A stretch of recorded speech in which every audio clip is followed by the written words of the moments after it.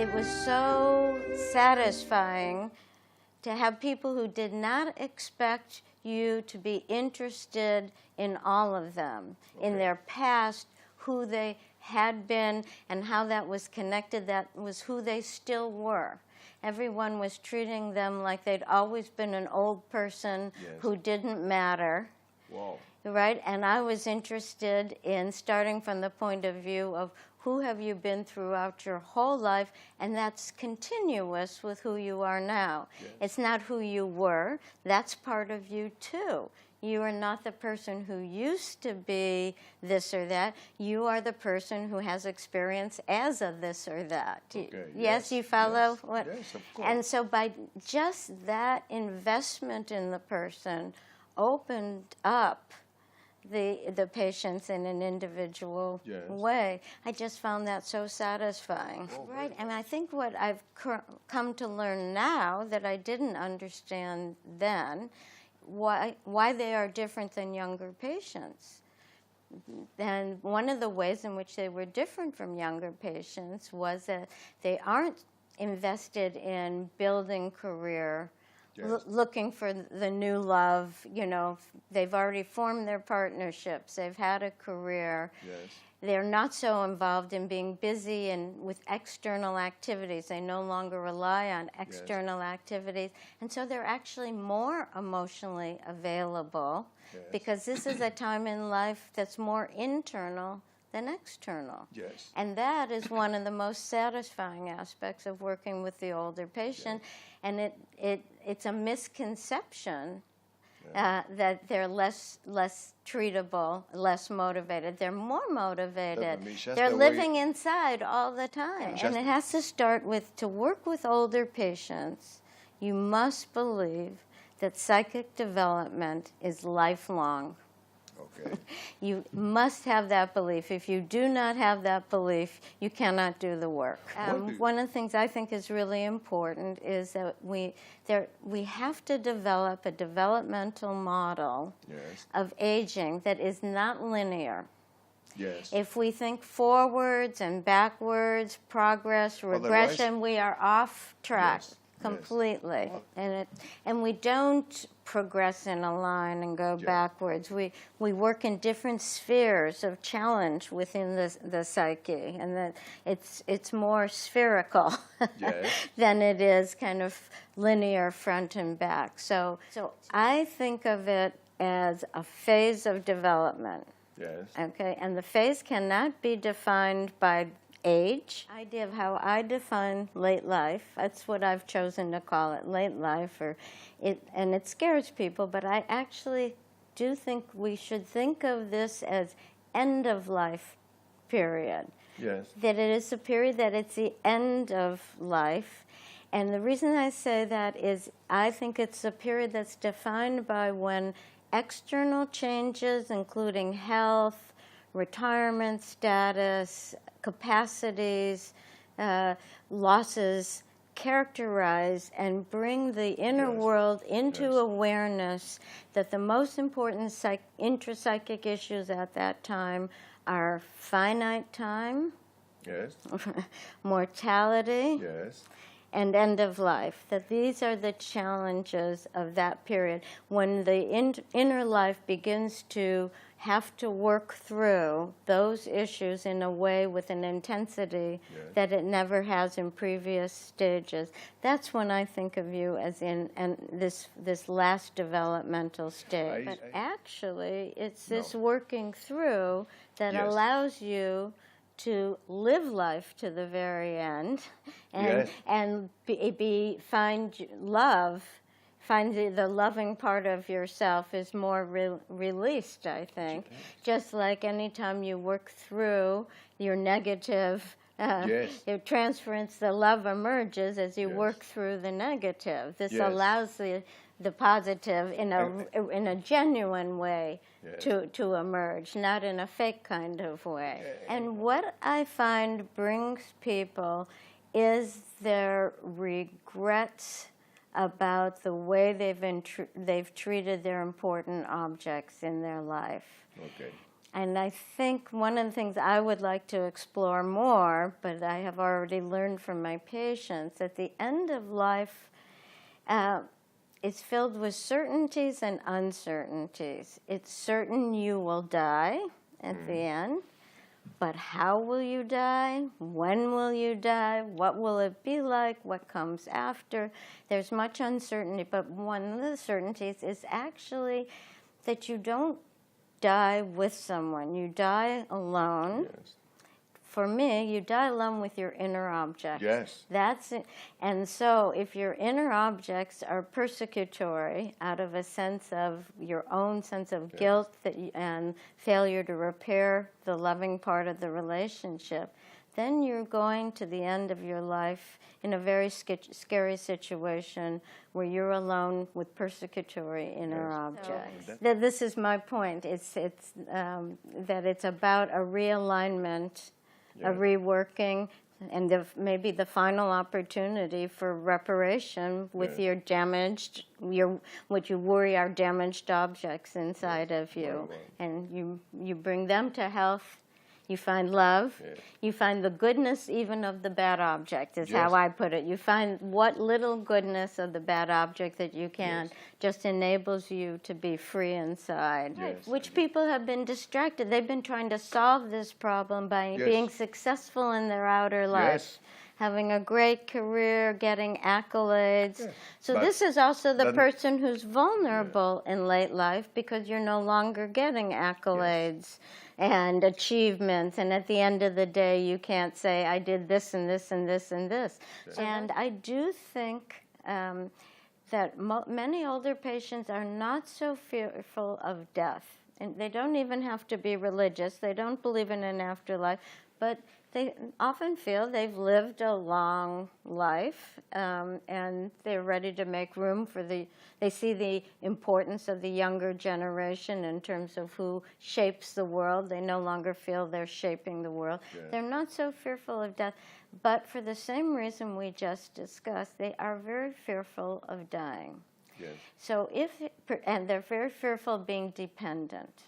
So the patients who come to our office, I think, have troubled inner relations with their original objects. So in the period of their dependence, so that they did not have a good relation with the primary object.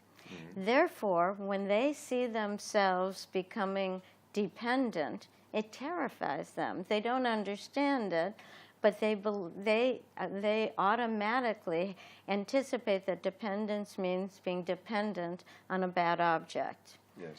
And one of the things that I also found very interesting in the work is that often the children are the ones who recommend the older person to come to the analysis.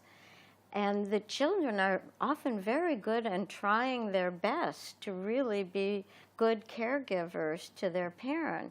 But the parent, they've become the transference object. As they become dependent on the children are now treated like the transference object, and the patients are feeling persecuted by the children, and the children are pulling their hair out saying, I don't know what more I can do for my parent. I've done this, and I've done that, and I've done that. So as you rework, as the patient comes to understand that these are their inner relationships with their early dependent relations, their relations with their children often improve better than they've ever been. Better than they've ever been. So you are helping the children as well as helping your own patient, because now that they can really appreciate each other, that the patient becomes able to actually see the child and see the child's love and allow themselves to feel loved. They have only been able, out of their own inner guilt, to feel persecuted. And it's a terrible cycle, because then they do mistreat the children, and they believe they deserve to not be loved. So as they rework the inner relationship to the early dependent objects, they are more comfortable with their dependency on their, and so they're not so scared of dying. But Yeah. I think what we can do as analysts is make the person feel they're at peace inside with their inner object and have good relations with their external Yes. object. Yeah. And I think those are some of the issues of late life, which is your illusions of control over your life, Yes. your narcissistic desires for potency, Yes. omnipotence. Those are the areas in which we must face the reality that Yes. we are not potent and we don't control things. There are many things in life we don't control, like Yes. when will death come and what will it be like, and Yes. yes, Yes. and so those are the crucial issues of this period of life, and that's, I think, another reason why so many people may have difficulty with that period of life. Yes. The narcissistic blow, the balance to your inner balance in relation to your strivings and Yes. what is possible really has to be reworked. It is a huge period of loss. Yes. There are actual losses in your life. You lose Yes. spouses, you lose colleagues, you lose maybe children or grandchildren. You lose your best friends, either through death or through illness. So there's a great deal of loss, obviously, in this period. And many of the other aspects, like retiring, for some people is opening up a new phase. For some others, it's a loss of your sense of potency. Yeah, likewise, economically, you're not an earner anymore. And of course, at least in many societies, you're sort of marginalized, so you have a loss of status.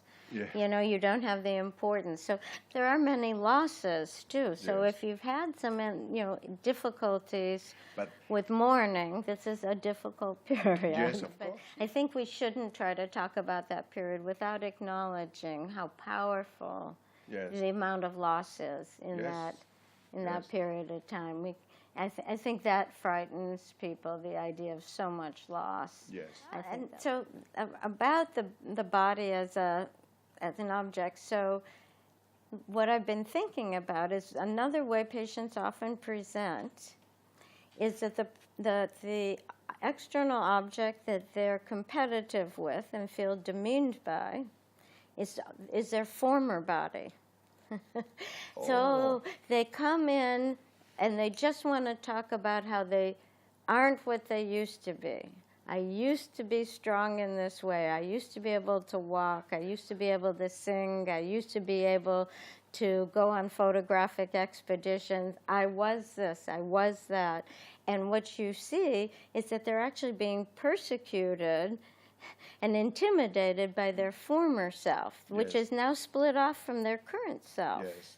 Yes. And what the work has to do is to be able to reclaim and integrate into a whole. But when you're in a persecutory state, your former self is Yes. part of what is persecuting you. Yes. So you can think of it, I often think of it in terms of ego ideal is one way to think about it, that the reality, the external reality of who you are Yes. becomes so far from what you've rigidly held on to as your ego ideal, Yes. that there's this gap now persecutes you. Yes.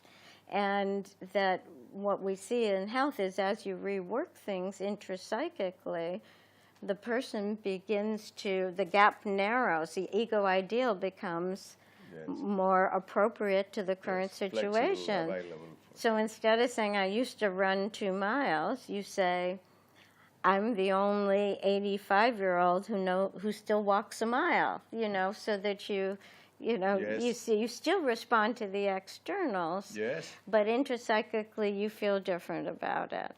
Yes. Yeah. So And- for some women, the climacteric is a crisis. I think some women, it's not Yeah, such a but crisis. that depends on At the inner life, yes. Of course. Yes, so I think, again, aging, my definition is when the body changes, the changes in your external life and the number of losses all interact in such a way that the issues that emerge for your inner life are the finite quality of life, and mortality, vulnerability, lack of control over life. When these characteristics of late life all come together, and this is the inner shift to working through, that's what I call late life aging. When those come forward, and so it can be a cancer patient at 46. Yes. So I think a 46-year-old cancer patient has a great deal, may have more in common with an 85-year-old than another 85-year-old who's very healthy. Yes. You know, so it's a combination of the changes in the body and how we experience them that then focus your intrapsychic life on this finite aspect of life. That we love the endless possibilities. We love the dreaming of someday I'll travel here, someday I'll do this when I write my book, Yes. you know, when I have more time, you know, to devote to my friends. And investment of future. We love that. The future. We love that. But this is what this period of life is not about that. This is a period of life where you will still dream, but you also know that it's time to also say, well, maybe I won't get to so-and-so, or maybe that book isn't ever going to be written. Yes. And, you know, and I think that these are the qualities that define that aging, if that's what you meant by aging. Yeah. No, it's the perfect time where you switch from external orientation to internal orientation. And I think we all share that enthusiasm for working with that period of life for that very reason. Very well. Well, Okay. Thank you very much. Thank you so much. It's really been a pleasure. Okay. Well, I guess I would probably be consistent with what we've been saying, that if we've been relying on very vulnerable defenses to feel happy about life, that oh, if I achieve that will make me happy. Or if I have this number of friends, that's what's going to... As long as we're relying on external achievement is what makes us happy, then we're terribly vulnerable and we're not so wise. We're still going for omnipotence. Yes. We rely on omnipotence. Yes. We rely on being in a controlling position. I think the wisdom arises from feeling whole despite knowing you don't control things. Your potency is limited. Things change and you can't control them. And I think wisdom emerges from the person who can experience their life as the full cycle. They feel continuous with their past. They believe they have a future. They look to the next generation. That's generativity. This is the other thing that emerges in a good psychoanalytic experience with an older patient. Instead of the investment in the self and everything being about the self, you don't feel competitive so much with the younger generation. You are truly ready to feel that you will live on in them. Yes. You know, again, it's not. Maybe it verges on an omnipotent fantasy, but in a way, this is how we will live on. That we will be held in the inner life of those people we've touched in their inner lives.